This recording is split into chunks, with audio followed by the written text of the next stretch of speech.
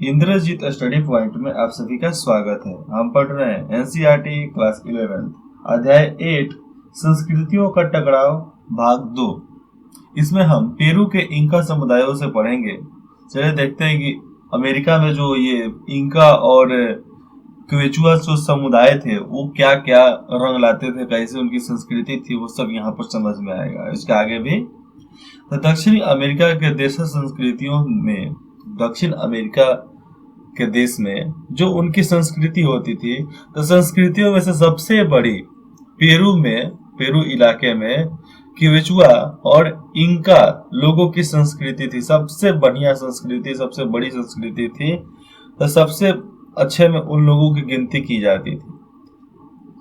12वीं शताब्दी में प्रथम इंका शासक मंको कपाक ने कुजुको, उसका नाम था, कुजुको में अपनी राजधानी स्थापित कर ली। मंको कपाक ने कुजुको में अपनी राजधानी को स्थापित कर लिया, बना लिया। 9वें इंका शासक के काल में राज्य का विस्तार शुरू हुआ। उस समय कब?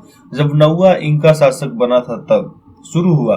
और अंततः इंका साम्राज्य जो होता है इक्वेडोर से चिली तक 3000 मील तक फैल गया। 3000 मील में फैल गया, मतलब पूरा इलाके में समझ रहे हो। 3000 मील बहुत बड़ा इलाका होता है वो, तो उतना दूर में वह फैल गया।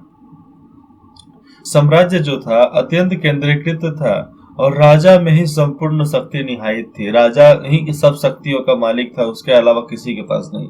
और वह ही सत्ता का उच्चतम स्रोत था। राजा ही सत्ता का सबसे उच्चतम स्रोत माना जाता था। सबसे शक्तिशाली व्यक्ति राजा ही होता है कहीं का। नए जीते गए कबीलों और जनजातियों को पूरी तरह से अपने भीतर मिला लिया गया। जो भी नया उन लोगों ने कबीला को जीता, उनको अपने में मिला लिया। प्रत्येक प्रजनन को प्रशासन की भाषा क्वेचुआ बोलनी पड़ती थी। जितने भी लोग थे वहां पर, उन सबको केचुआ भाषा ही बोलना पड़ता था। प्रत्येक कबीला स्वतंत्र रूप से वरिष्ठों की एक सभा द्वारा शासित होती थी। और जो भी वो पूरा कबीला था, एक स्वतंत्र रूप से बहुत बड़े बड़े लोग जो होते थे, जिनको सब भाषा आता है, तो उन लोगों की वजह से ही सभा वहां पर बुलाई जाती थी। लेकिन पूरा कबीला, जो भी कबीला आता था, पूरा कबीला अपने आप में शासक के प्रति निष्ठावान था। मतलब शासक के प्रति ये सब लोग आदर कर रखते थे। ऐसा नहीं कि राजा को मुंह पर कुछ और पीठ के पीछे कुछ और बोले, वैसा इन लोगों के अंदर नहीं था। मतलब ईमानदार थे, बाकियों के जैसे बगावत गद्दार नहीं थे। साथ ही में देखा जाए तो स्थानीय शासकों को उनके सैनिक सहयोग के लिए पुरस्कृत किया जाता था। नहीं समझे? साथ ही में ये देखा जा सकता है कि स्थानीय शासक जो भी हैं, उनके सैनिक सहयोग के लिए पुरस्कृत किया जाता था। किसको? जब स्थानीय शासक जब सैनिक का सहायता देते थे राजा को, तब। इस प्रकार एज़टेक साम्राज्य की ही तरह इंका साम्राज्य इंकयों के नियंत्रण वाले एक संघ के सामान्य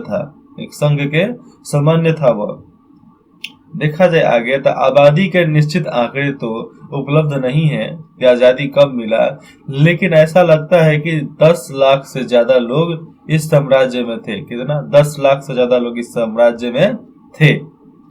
कैरिबियन सागर, सांता के, क्वेटो, इक्वेडोर, तो ये सब अलग अलग जो देश हैं, सब ब्राजील के इलाके में आते थे। और इधर सब ब्राजील का ही राज्य था। यहाँ पर कैरिबियन सागर के तरफ से लेकर उत्तरी अटलांटिक महासागर तक सब इन लोगों का राज था। सब स्पेनी और पुर्तगाली 2 लोग ही राज किए थे, क्योंकि वही लोग उस समय ज्यादा इधर उधर जाना चाहते थे, इधर उधर फैलना चाहते थे, तो उन लोगों ने फैलाया अपने आप को। एज़टेक लोगों की तरह ही देखा जाए तो इंका भी उच्च कोटि के भवन निर्माते थे। जो इंका लोग थे, ये भी बहुत अच्छे क्वालिटी के भवन बनाते थे। और उन्होंने पहाड़ों के बीच इक्वेडोर क्या होता है? वो एक गुफा वाला सुरंग, तो इक्वेडोर से चिली तक अनेक सड़कें बना दी थी। पहाड़ों के बीच में काट काट कर सड़क बना दी थी, बहुत सारी। कहां से कहां तक ले? चिली तक सड़क बनाया गया था। कहाँ से? इक्वेडोर से चिली तक। बहुत दूर का इलाका होता है, सनी के नजदीक है।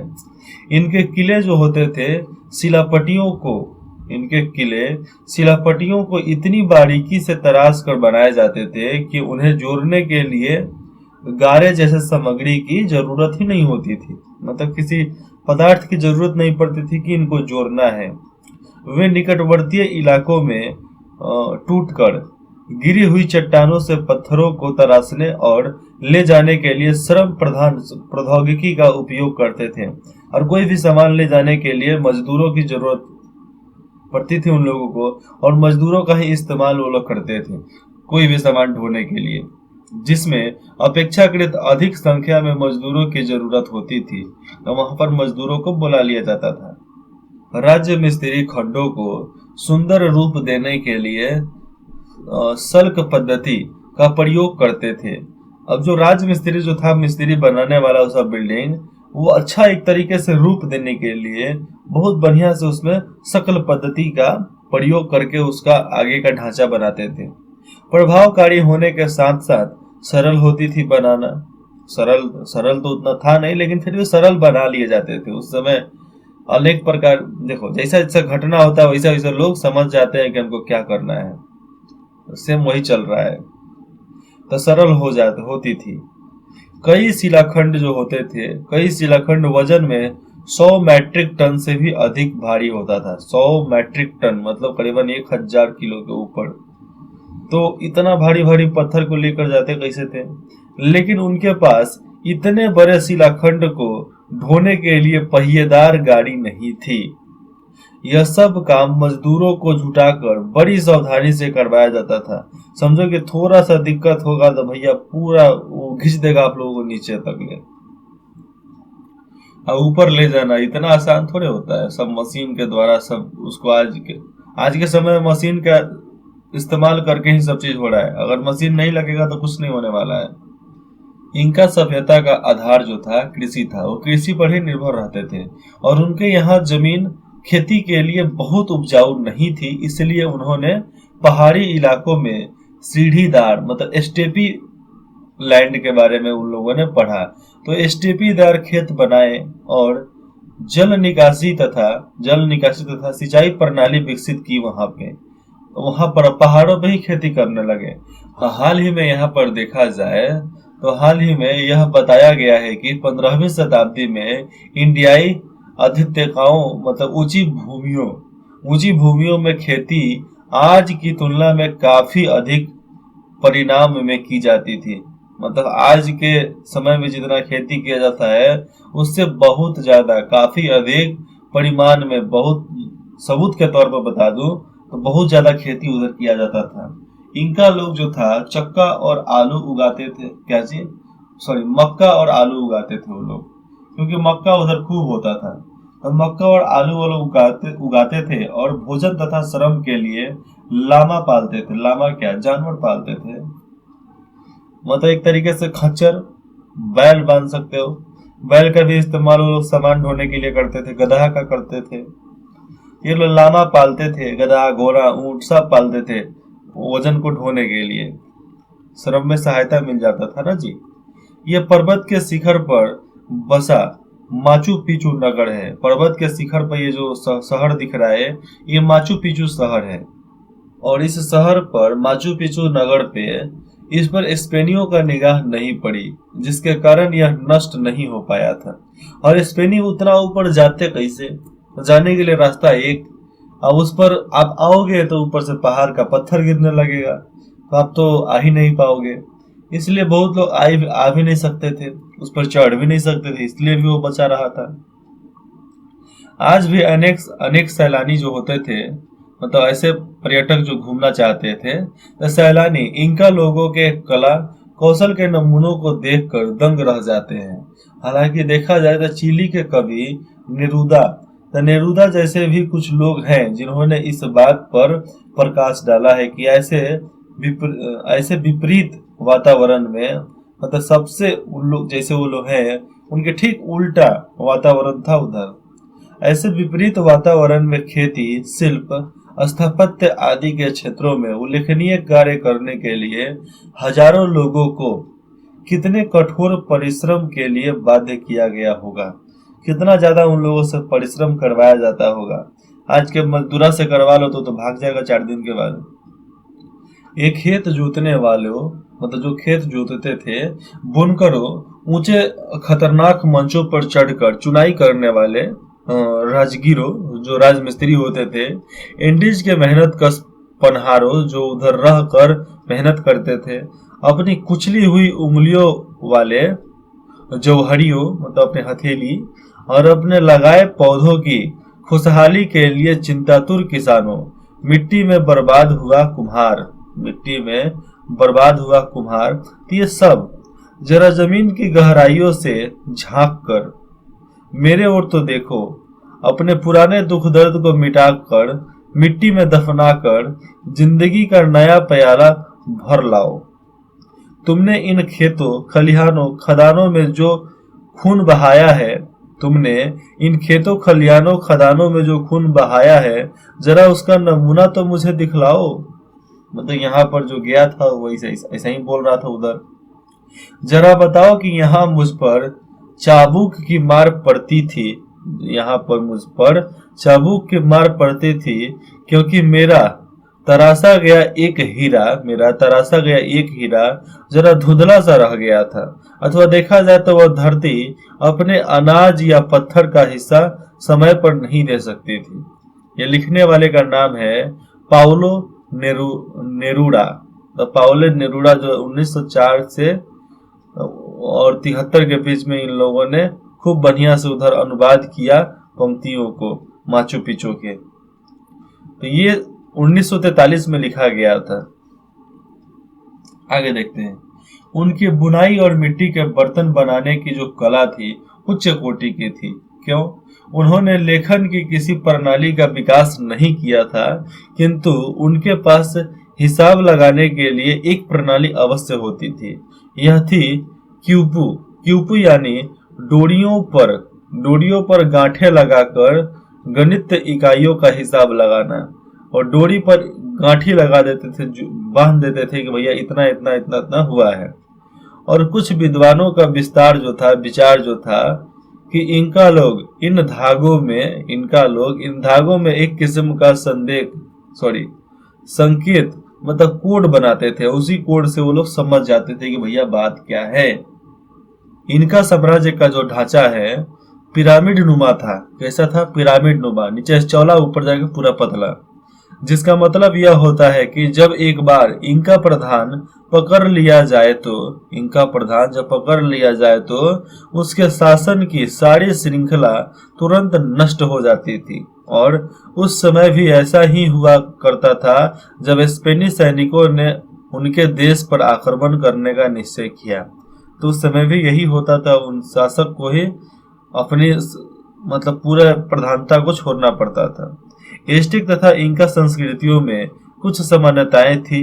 एस्टेक तथा इनका संस्कृतियों में कुछ समानताएं तो थी, बहुत अच्छा उसमें समानता होती थी।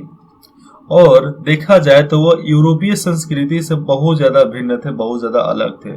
समाज श्रेणीबद्ध था। समाज क्या था? श्रेणीबद्ध था। लेकिन वहां यूरोप की ही तरह कुछ लोगों के हाथों में संसाधनों का निजी स्वामित्व भी हुआ करता था। तो ऐसा कोई भी राज्य नहीं है जहां पर कुछ लोग शासन करने के लिए ना हो, कुछ लोग अमीर ना हो। पुरोहितों और सामनों को समाज में ऊंचा स्थान प्राप्त था। तो जो पुरोहित थे, जो समनों थे, समनों में आ जाएंगे मंत्री, चाहे जो भी उनके अधीन काम करता था राजा के। यद्यपि देखा जाए तो भव्य मंदिर बनवाए जाते थे, जिनमें परंपरागत रूप से सोने का प्रयोग किया जाता था। लेकिन सोने या चांदी के अधिक महत्व ने उनको महत्व ही नहीं दिया। सोने और चांदी को अधिक उन लोगों ने कभी महत्व नहीं दिया। तत्कालीन यूरोपीय समाज की स्थिति में देखा जाए तो इस मामले में बिल्कुल विपरीत थी, सबसे अलग भी थी।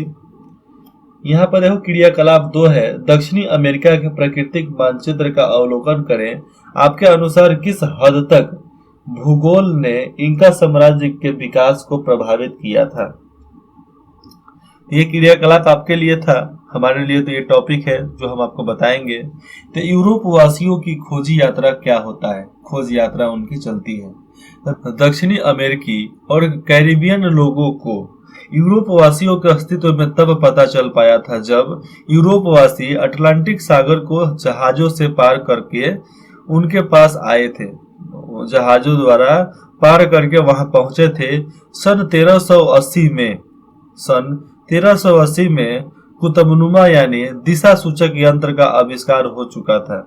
दिशा को बताने वाले आविष्कार का यहाँ पर दिशा को बताने वाले यंत्र का आविष्कार इन लोगों ने कर लिया था, जिससे यात्रियों को खुले समुद्र में दिशाओं की सही जानकारी लेने में सहायता मिल जाती थी। लेकिन उसका इस्तेमाल 15वीं शताब्दी में ही जाकर हो पाया था, जब लोगों ने अनजान मुल्कों की ओर दूरदर्श, यहाँ पर देखो, जब लोग जो थे अनजान मुल्क के ओर, मतलब ऐसा देश जिसमें वो लोग नहीं गए थे कभी,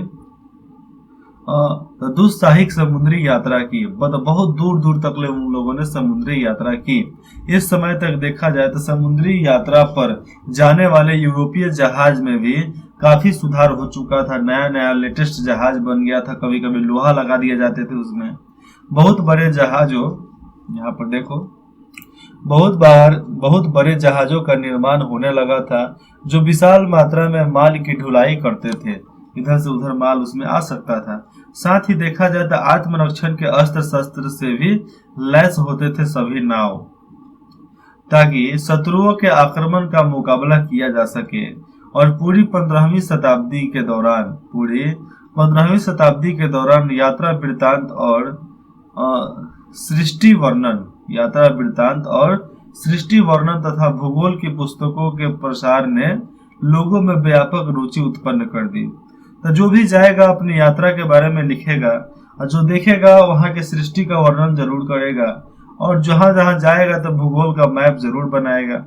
इसलिए इन लोगों को एक अलग प्रकार का श्रेणी कहो तो कोई अच्छा खराब बात नहीं होता, ये बोला जा सकता है। ये लोग होते भी थे वैसे, क्योंकि जो इधर उधर घूमने की इच्छा रखता है वो थोड़ा अलग ब्रीड का होता है, वो अलग समुदाय का ही होता है। 1477 में टोलेमी की जियोग्राफी नाम की एक पुस्तक सामने आती है, जो 1300 वर्ष पहले लिखी गई थी। वो छपी, जो विषय 7 देखिएगा तो विषय 7 कौन सा था? बदलती हुई संस्कृति परंपराएं, ठीक है। इसमें क्या थे, और इसलिए लोगों द्वारा व्यापक रूप से पढ़ी गई थी। जो भी आप अध्याय 7 पढ़े हो ना, समझ लो कि उसी का जियोग्राफी है, उसी के द्वारा लिखा गया है। यहाँ पर आगे देखा जाए तो मिस्रवासी जो टोलेमी था, तो उन्होंने विभिन्न क्षेत्रों की स्थिति को अशांत किया, मतलब देखा, और देशांतर रेखाओं के रूप में व्यवस्थित किया, उसको देश के सीमाओं के रूप में उसको बना दिया, सब चीज को व्यवस्थित कर दिया। और इन विकरणों को पढ़ने से, जो भी ये पढ़ता था उनका लिखा हुआ, तो इन विकरणों को पढ़ने से यूरोप वासियों को दुनिया के बारे में कुछ जानकारी मिली, जिसे उन्होंने 3 महाद्वीपों यानी यूरोप, एशिया और अफ्रीका में बांट दिया। 3 बड़े बड़े कॉन्टिनेंट में उनको बांट दिया गया। टोलेमी ने बताया था कि दुनिया गोल स्फेरिकल है, लेकिन उसने महासागरों की चौड़ाई को काफी कम आंका था। उसने महासागर के बारे में नहीं पढ़ा था उतना, और उसको सागर के बारे में कम जोड़ा था, कम नापा था। यूरोपवासी को इस बात का कोई अंदाजा नहीं था कि अटलांटिक के दूसरी ओर भूमि पर पहुंचने के लिए उन्हें कितनी दूर तक, मतलब वहां पर सफर करना पड़ेगा, कितनी दूरी तय करनी पड़ेगी, उन लोगों का अंदाजा भी नहीं था। चूंकि देखा जाए तो वह यह सोचते थे कि यह दूर बहुत कम है। यहाँ पर बताया जा रहा है, वो सोचते थे कि यह दूरी बहुत कम है, बहुत कम। इसलिए उनमें से कोई बिना सोचे समझे समुद्र में उतरने के लिए सदा उतारू रहता था, एकदम ज्यादा हम उतरेंगे, इसी में उन लोग लगे रहते थे। 15वीं शताब्दी में देखा जाए तो आइबेरियाई प्रद्वीप यानी स्पेन और पुर्तगाल के लोग जो थे, इन खोजी यात्राओं से सबसे पहले रहे थे, मतलब खोजी यात्राओं में सबसे आगे रहते थे ये लोग, सबसे पहले इतिहासकार इन समुद्री यात्राओं को खोज यात्रा कहा करते थे, परंतु बाद में उन्होंने ऐसा कहना छोड़ दिया। बाद के इतिहासकारों ने यह कहा कि अनजान इलाकों की ओर पुरानी दुनिया, मतलब ओल्ड वर्ल्ड के लोगों की यह पहली समुद्री यात्रा नहीं थी, क्योंकि पहले भी इधर से उधर लोग गए थे, आए थे, ऐसा नहीं था कि नहीं गए थे। पहले भी अरब के लोग, चीन के लोग, भारतीय यात्री जो हुआ करते थे, प्रशांत द्वीप समूह से, प्रशांत महासागर से होते हुए पोलिनेशियन तथा माइक्रोनेशियन नाविक अपने समुद्री जलयानों में बैठकर बड़े बड़े महासागरों के आर पार जा चुके थे। वहां पे नॉर्वे के जलदस्यु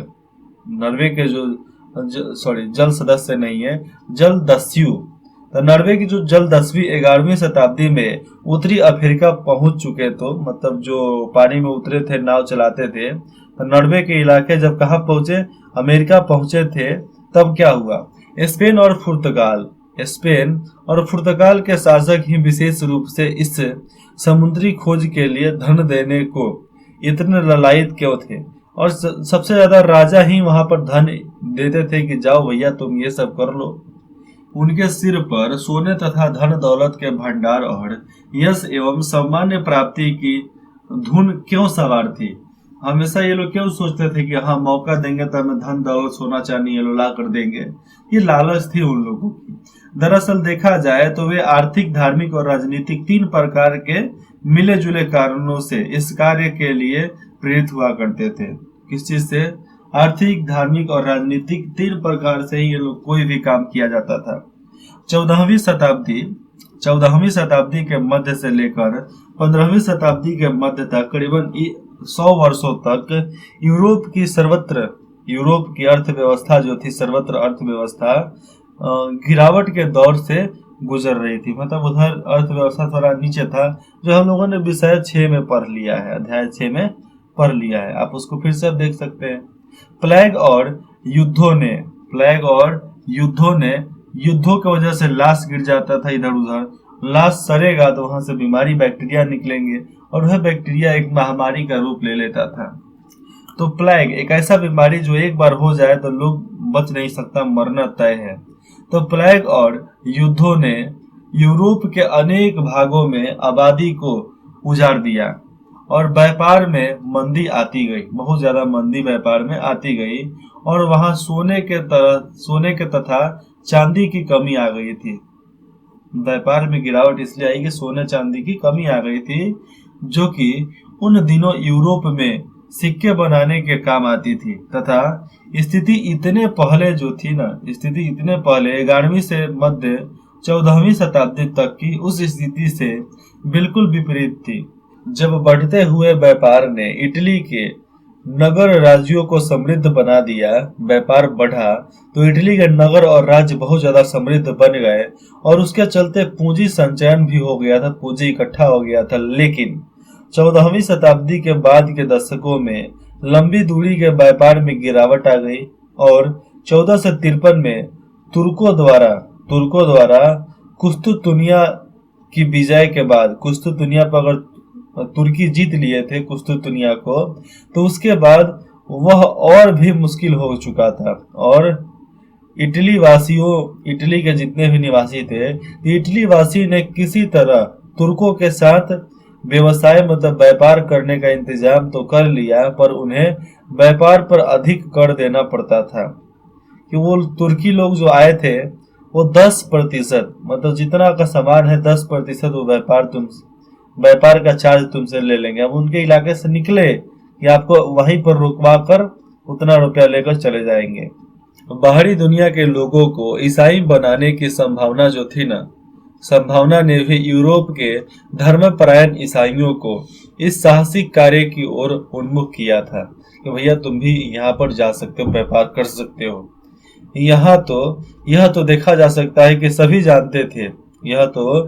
जानते थे कि तुर्कों के विरुद्ध क्रूसेड, विषय 4 में हमने पढ़ा है इसके बारे में, तो क्रूसेड या तो धर्म युद्ध के रूप में ही प्रारंभ हुए थे, पर उन्होंने एशिया के साथ साथ देखा जाए तो यूरोप के व्यापार में वृद्धि की और एशिया के उत्पादों, विशेष रूप से देखा जाए तो मसालों के प्रति भी यूरोप वासियों की रुचि बढ़ती गई। यहाँ पर यूरोप वासियों को ऐसा लगा था कि यदि व्यापार के साथ साथ राजनीतिक नियंत्रण भी स्थापित हो पाए और यूरोपीय देश अधिक गर्म जलवायु वाले स्थानों पर उपनिवेश स्थापित कर पाए तो उन्हें अधिक लाभ होने वाला है।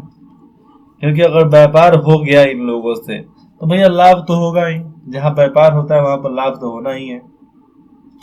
जब यूरोपवासी सोने और मसालों की खोज में नए नए प्रदेशों में जाने की बात सोचने लगे तो उन्हें पश्चिमी अफ्रीका का ध्यान आया, जहां उन्होंने प्रत्यक्ष रूप से अब तक किसी तरह का व्यापार नहीं किया था। तो दक्षिण अफ्रीका के बारे में इन लोगों ने सोचा, भैया चलो यहाँ पर कुछ तो करते हैं। एक छोटा सा देश पुर्तगाल जो 1139 में स्पेन से अलग होकर स्वतंत्र राज्य के रूप में स्थापित हो गया था। कौन राज्य स्थापित हुआ था? एक छोटा सा देश पुर्तगाल, ये अपने आप को स्वतंत्र स्थापित कर लिया था। और मछुआही तथा नौकायान, मछुआही के क्या, वो लोग मछली मारते थे, मछली का व्यापार करते थे। नौकायान, ये लोग नौका चलाते थे। तो मछुआही और नौकायान के क्षेत्रों में उसने विशेष कुशलता प्राप्त कर ली थी और उसने इस दिशा में पहल की थी, मछली के दिशा में और नौकायान के दिशा में। पुर्तगाल के राजकुमार जो हुआ करते थे हेनरी, जो नाविक के नाम से मशहूर थे, वो भी अच्छे नाविक थे, नाव चलाने में उनको भी महारत था, बहुत ज्यादा मतलब सीखे हुए ट्रेंड सिपाही थे वो नाव चलाने में।